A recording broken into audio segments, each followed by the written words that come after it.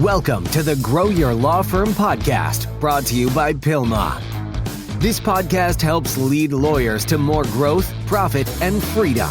Here is your legal marketing expert and host, Ken Hardison.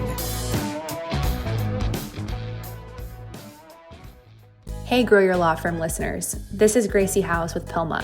If you're serious about growing your law firm this year, you need to be at Pilma's 2026 Summit. This is 3.5 days of deep dive content on marketing, management, and AI built specifically for personal injury law firms. We're talking our biggest agenda ever with dedicated tracks for law firm owners, COOs, intake teams, marketing, and AI implementation. So whether you're scaling your firm or leveling up your team, there's something here for you.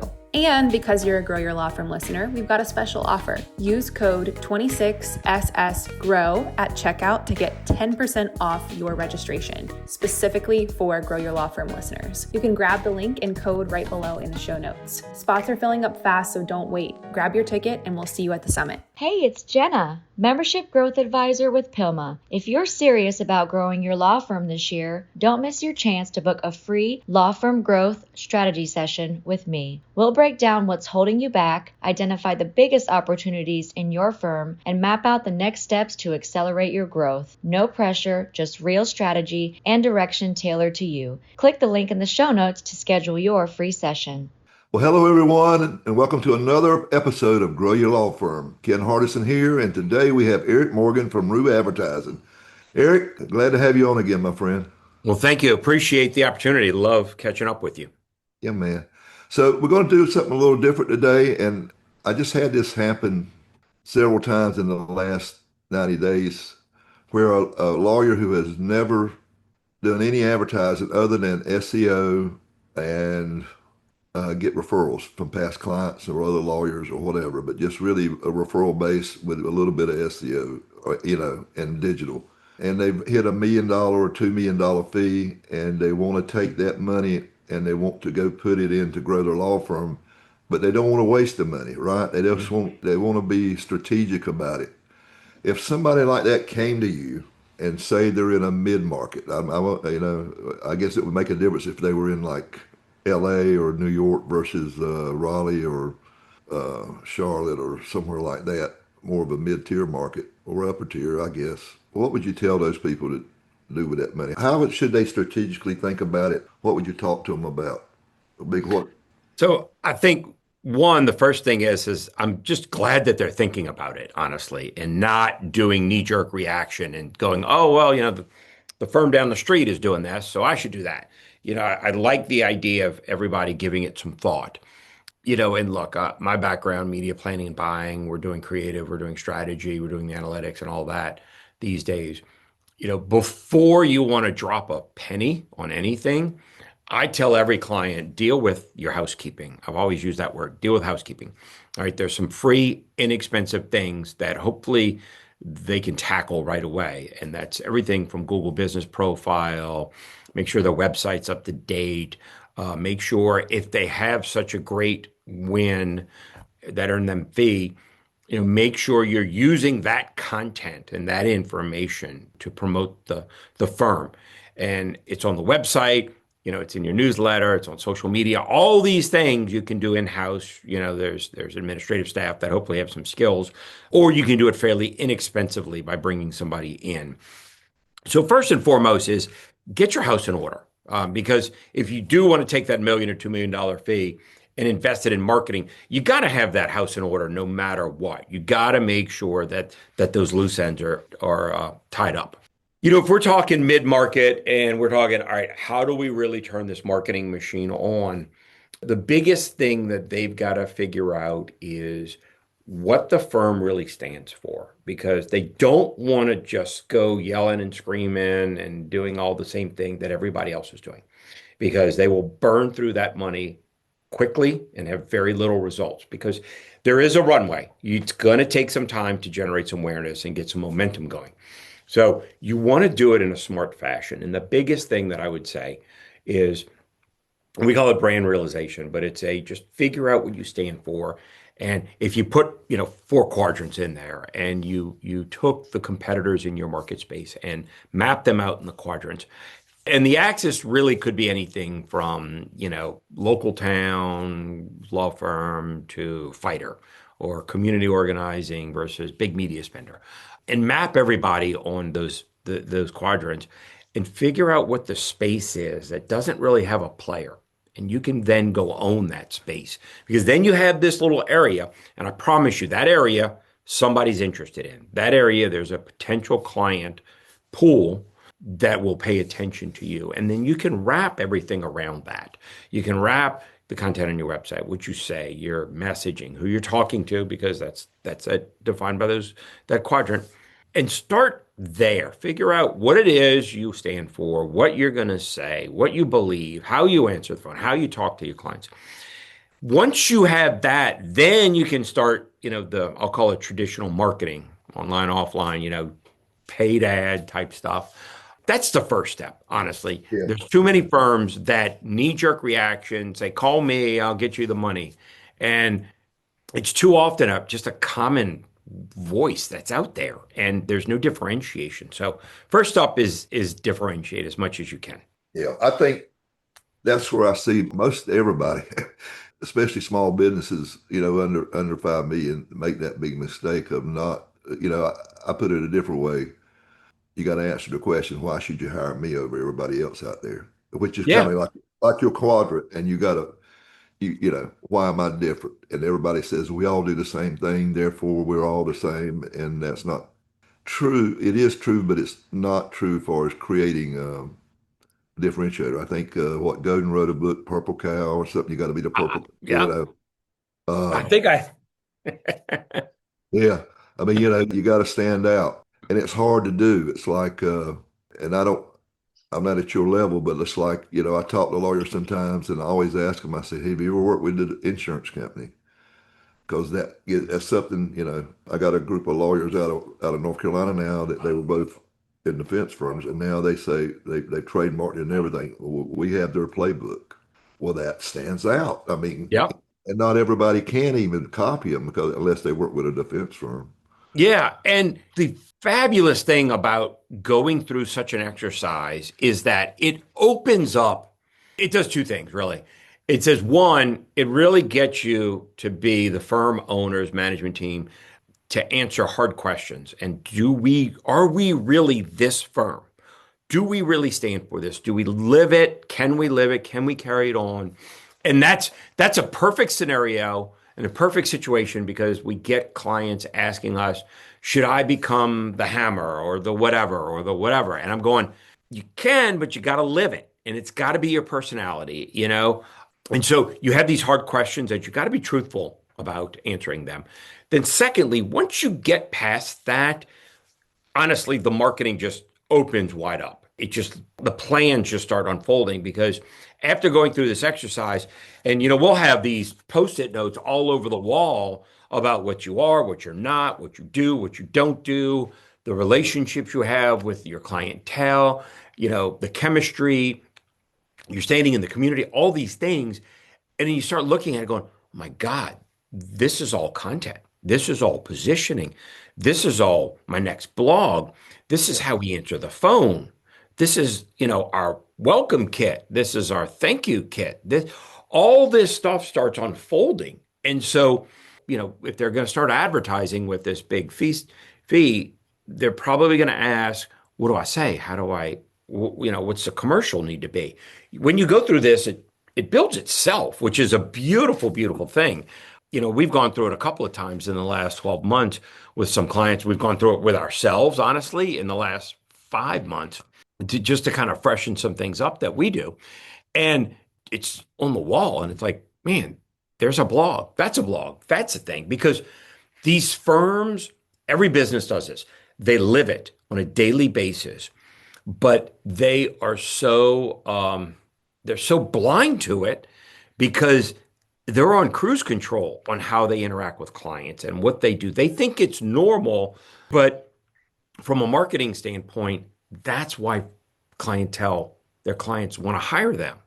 And so it's the water cooler conversation about how they're working with this client or how they took a different angle or how they approached a case or this community organization. And to them, it's just second nature. It's like, yeah, this is just business. So from a marketing standpoint, I'm like, that's what people want to know about you.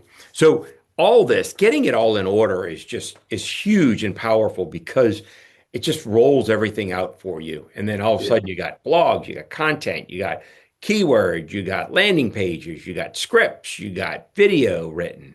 Yeah.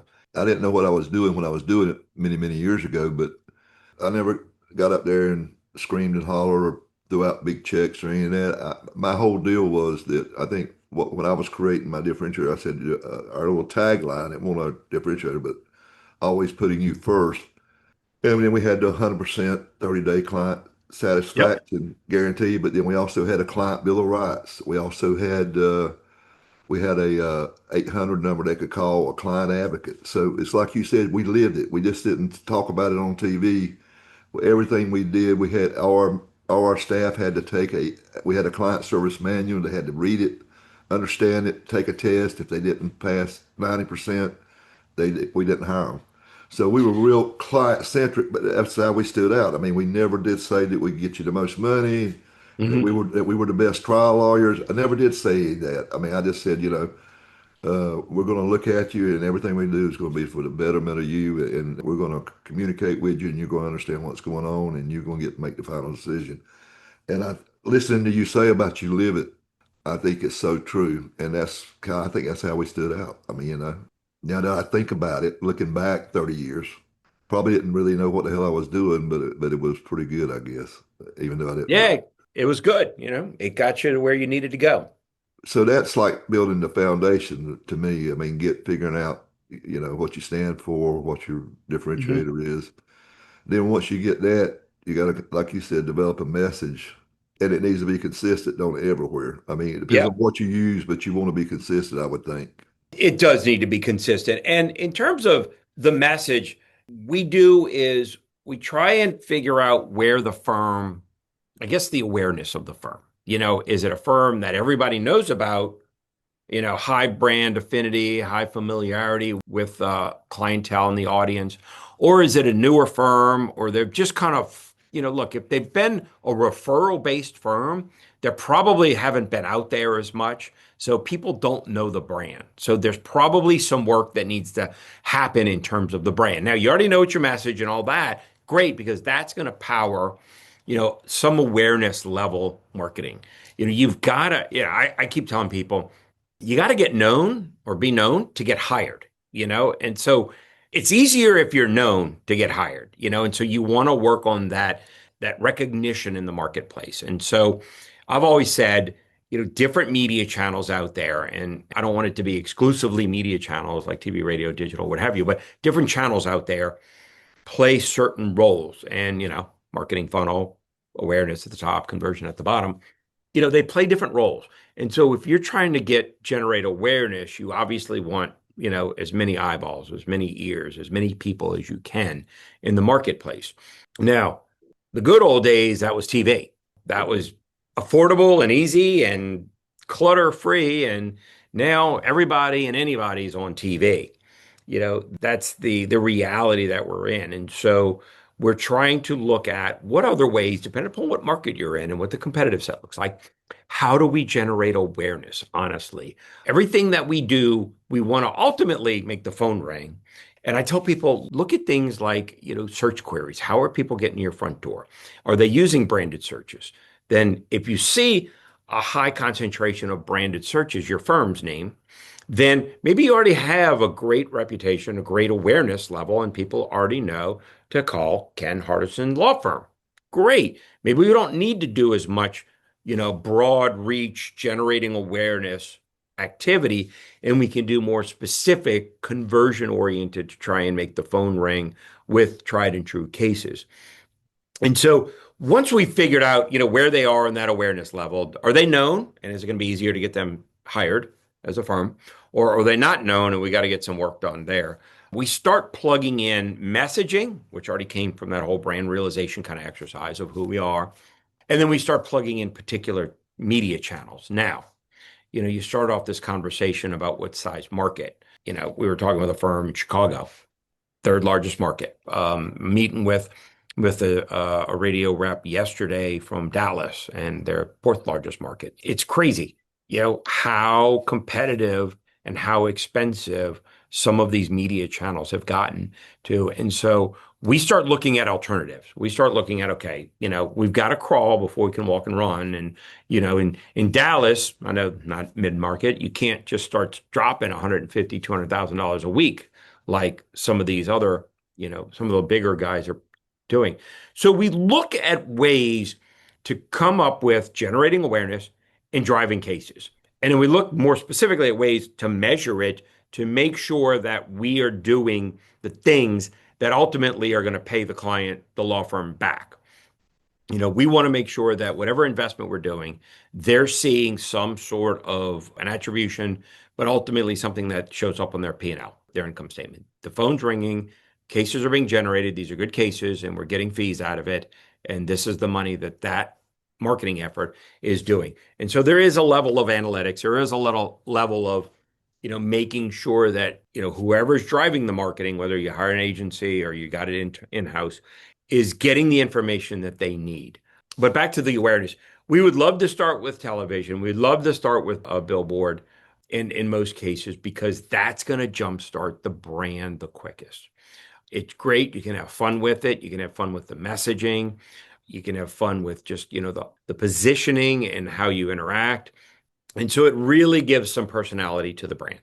If we can't, if the client's in too big of a market, too competitive, can't afford it, doesn't have the budget, then we would normally switch to maybe some billboards still, but we would switch to the digital world and do some very specific things, very focused from a geographical standpoint, talking like, parts of the metro area, zip codes. We would be looking at databases. We would be looking at community programs, community partnerships, and outreach, because, I'm still a fan of, the old phrase, shaking hands and kissing babies like the politicians do. They work. They show the human side of the firm. They get the key people from the firm out in the community. And it's just so powerful because it humanizes the brand. And people want to do business with other people like them. And so if you can get out there in the community, we strongly encourage it. The beauty on the digital side is obviously tracking and in the analytics side. So then you can really say, hey, we're doing this. Is it paying me back? And how is it paying me back? Ultimately, we want cases and we want revenue, we want fees. But, there's that crawl, walk, run. We want to make sure people are engaging with it. We want to make sure people are spending time with the social media profile or on the website or sharing it. And those things that happen ultimately then would lead to cases down the road. And there's a runway that you got to play with, because the phone's not going to start ringing on Monday morning, as soon as you turn it on. It's like anything else. It takes a little bit of time to get this to grow. Yeah. And something you were saying, yeah, I think anytime you get free press, I was reading a book the other day by a guy that was like the COO of 800 Got Junk or whatever it is. Well, Yeah. he had a whole team that all they were doing is trying to get free press. They were sending out stuff and trying to get interviews and trying to get on radio shows, TV show, where they were getting interviewed on the news and different things. And I guess I don't know. I mean, I know I never really did a lot of that.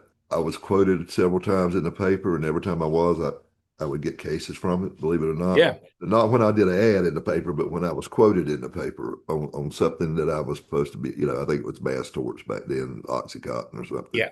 I think that's smart, especially if you don't have a big budget. It is. And so, you used the word consistency a few minutes ago.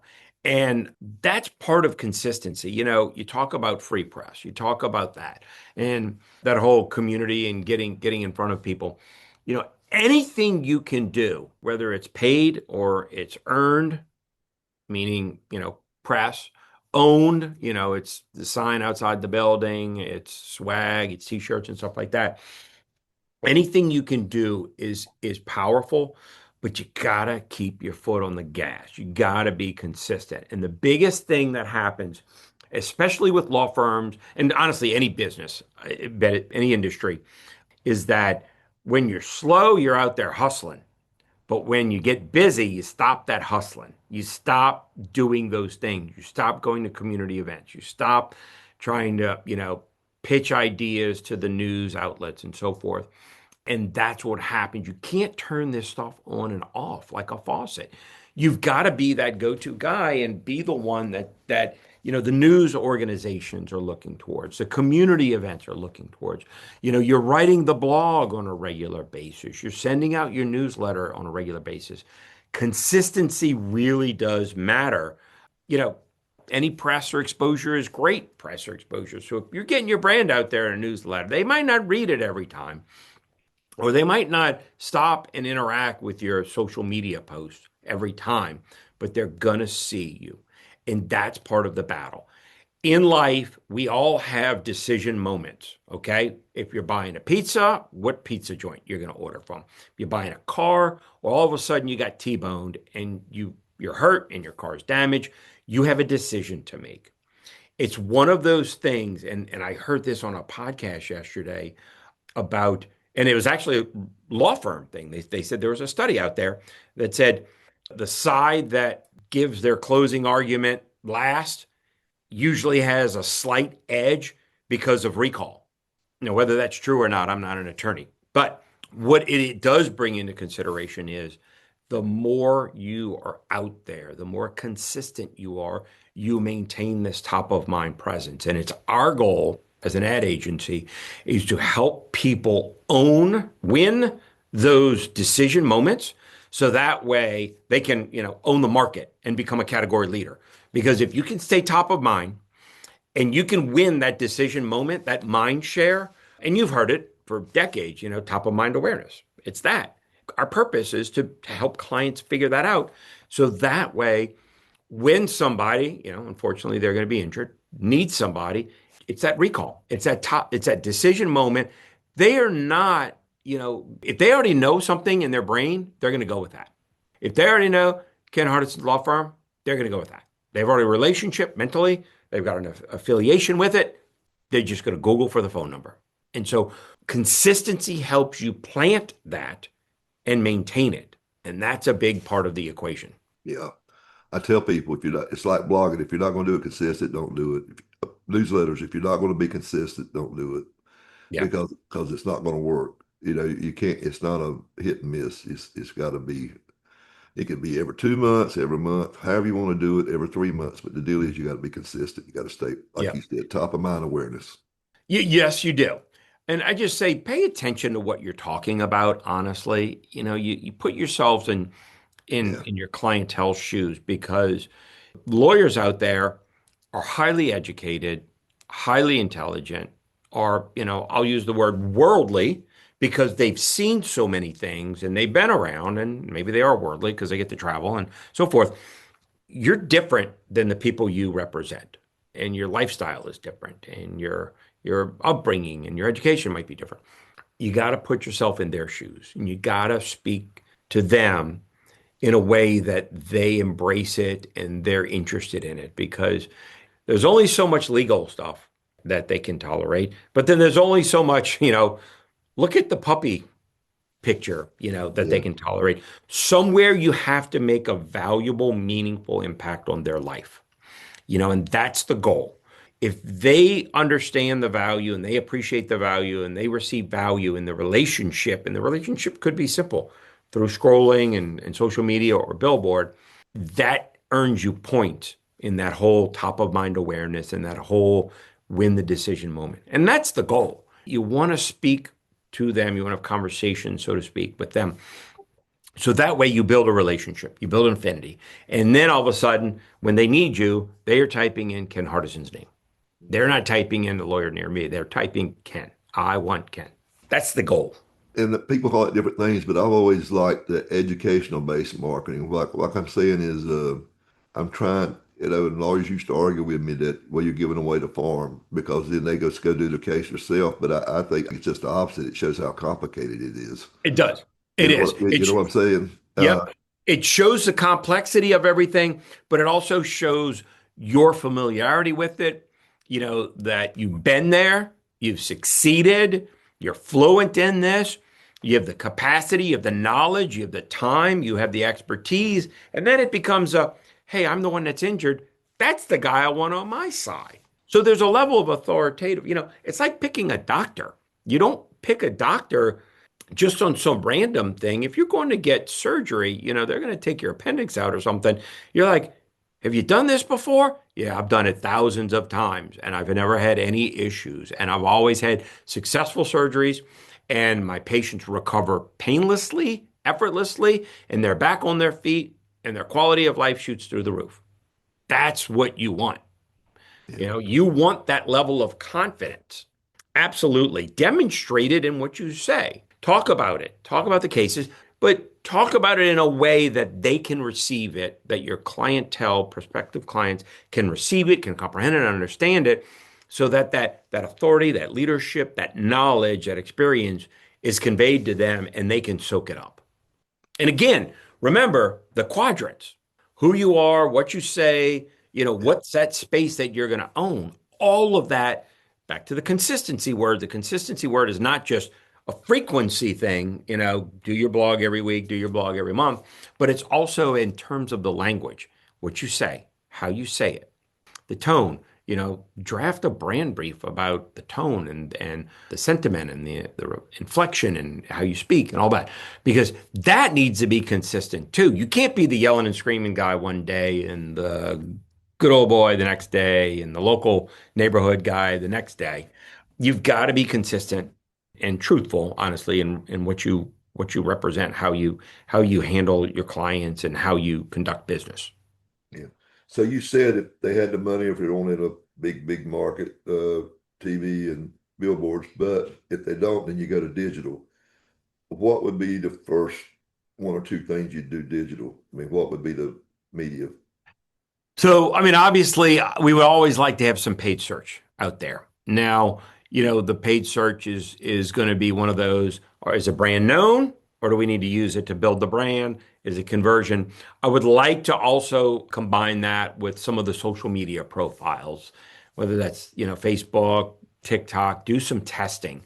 We do efforts where we start with a certain budget, we start with a certain profile, and then we adjust and contract based on the performance of that. So that way we ultimately kind of refine this recipe of what we're doing to the point where it's generating very specific metrics that we have already predetermined with our clients, that these are the things that are going to lead to getting paid back in terms of we're spending money. Here's the I say ROI, but it's really revenue on investment, not a blatant return. We want revenue. We want cases. So social media and search are the two that I would like to start with. Now, within each of those, there's a game plan in that if the awareness of the brand is low, then we need the social media to generate more awareness. So whether that's we're saying certain things about the brand, we're talking about the brand in a certain way so that people get familiar on what it stands for, but also from a paid standpoint, we are investing money to broaden the reach for the brand to get notoriety, get awareness in a certain market. And so it's not as simple as let me just turn it on, let me put my credit card down, let me just run some ads. But it's what am I going to say? Why am I saying it? Is it more reach? Is it conversion? Yes, we all want conversion. We all want the phone to ring. But you kind of have to crawl. You got to get known before you can get hired. And so there's a level of the budget, a percentage of the budget that we're going to use to generate awareness. There's a percentage of it that we're going to use to generate some frequency and repetition, consistency. And then there's sometimes a little bit of a budget that we might put out there to test, whether it's particular audiences, geographies, messaging, and so forth. So there's a rhythm to the whole madness. Yeah. How do you know which ones to go to, Well, and things like that? Do I do Facebook? Do I do Instagram? I guess it's the same thing. YouTube. YouTube. Is anybody doing YouTube? I keep yeah. And so two things. One, what you do in terms of awareness or conversion and what your message is and what you're going to say, first, that comes out of that whole trying to figure out who you are, the quadrants, the brand realization that we talked about a few minutes ago. But secondly, who your audience is, what kind of geography you're in, more so the audience, that's going to start dictating what platform? Is it YouTube? Is it Facebook? Is it Instagram? Is it TikTok? And, I mentioned part of the budget might be generating awareness. Part of the budget might be frequency or consistency. Part of the budget might be testing. Always test. Always just test something. Whether it's budget, whether it's creative, what have you. You should always be out there. It's no different than fishing. Honestly, you've always got to try different baits. You got to different spots. You're not getting bites. You got to get up and move around. So there's a certain amount of things that you can do there. Now we do see from coast to coast that, and from audiences and types of firms and types of messages, that Facebook might work better in some cases. TikTok might work better in some cases. Long form video, so maybe turn a blog into a video series and put that on your YouTube channel, and then cut that into snippets and turn that into video ads and run that on YouTube. That works well for some people. So there is a level of, honestly, based on history, based on scenarios, based on what the firm stands for, who they're communicating, what kind of market size it is. Is it rural? Is it more urban? Where's their calls coming from? Because we ask for like zip code data. It's like, where are your calls coming from? Where are your A cases coming from? And then from there, we can say, okay, that kind of clientele is more likely to be using these media channels. That kind of clientele is more likely to be enamored and open to this kind of message. And then you start putting that pieces together. We start building concepts of what those messages are. We start running models inside some of these social media platforms that say, all right, if we're going to spend $1,000 a month, this is who we're going to target. This is how many eyeballs we're going to get. This is what kind of engagement it is. And then if we can convert, 10%, 20%, 30% to call, then all of a sudden your intake department conversion kicks in. And this is how many would equate to a case. Great, we spent $1,000. We know that sequence of events that happens. This is how many cases you'd get out of that. And here's your cost per case. And here's, what it looks like. And so there is a level of track record of this type of community, this type of market, this type of firm. We should go this way versus that way. This is a message you should be saying versus that message you should be saying. And then we test and we experiment, because we like to have multiple concepts that we build, ad messaging, whether that's testimonials, whether that's, we'll call it figurehead, whether that's, the dollar, we won this much, whether that's community activism, those kinds of things. And put a couple of those concepts into rotation, because the beauty of digital is immediately we can see how they're performing. We can see it. And then we start going, all right, let's pull this one down. Let's put this one in. This one's working great. Let's build some more around this concept. There's a little bit of tried and true, a little bit of based on past performance in similar markets, similar scenarios, similar law firms. Here's what works. And we start with that as a basis. And then we put everything out there. A lot to it, isn't it? It is. Look, unfortunately, I'm old enough to be able to look at it and go, it's gotten more complicated, but then hasn't everything in life gotten more complicated? But that's the beauty of it, is that there's something for everyone in most cases, is that you can win, you can win this mind share, this decision moment, and ultimately lead and own part of the market. You can win depending upon what your situation is, what market size you're in, what your budget is, what your brand, positioning for the law firm is. There are scenarios that allow you to put your toe in the water, take it, baby steps, and then learn from it, get some results, and then, I say turn the faucet on a little bit more and grow and scale it. Yeah, I can't wait to hear you. You're going to be speaking also at our summit this year. It'll be our 16th or 17th one. I don't even remember, but yeah. Looking forward to it. May, yeah. San Antonio. Yeah, May 21st through the 23rd. You're going to be on the 21st, if I remember correctly. Yep. And I'm looking forward to it. And if anybody wants to grab a ticket now, they're cheaper today than they will be tomorrow. I promise. We will be there. I'm looking forward to it. I always love it. Great speakers, great audience. I love catching up with everybody and seeing everybody. And look, I sit in some of those sessions. I love them, man. We take so much away from them. Well, thank you. Yeah, we got over 40 speakers this year. It's going to be wild. It's nice. Yeah. All right. And as usual, if anybody wants to get up with you, Roux Advertising. Roux Advertising, ROUX advertising.com. Eric Morgan, I'm on LinkedIn and all the usual social media platforms, and Eric at rouxadvertising.com. Love talking about this stuff. Call me, pick my brain. Happy to talk in any way. All right. Sounds great. And I look forward to seeing you in May. All right. Until next time, this is Ken Hardison, dedicated to your success. Absolutely. Bye. We'll see you.